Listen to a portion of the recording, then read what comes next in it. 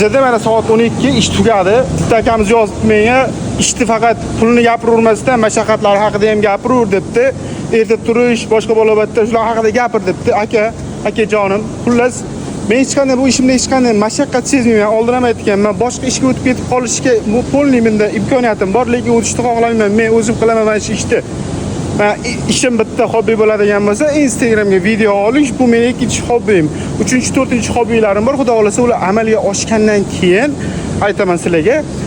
Xullas, nima narsa? Masalan uchun buni erta turishni mashaqqat deb oladigan bo'lsam, yoki men qiynalyapman deb oladigan bo'lsam, meni ota-onam masalan meni boqish uchun soat deyarli har kuni ertalab soat 4-5 da turgan. Meni boqish uchun har kuni deyarli bozorga ketgan.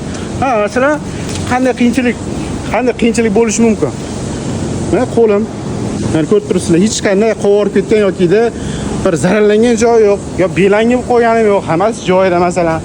Surishmadimi? Shunday, shu uchun Pabratski deysizlarmi, akuka deb maslahat olasizlarmi, xullas. Kelsin yoshlarga, kelsin ko'rsin ishni, balkim bu ish o'ziga tushmasligini tushunib yetar. Faqat pul hamma narsani hal qilmasligini bilar.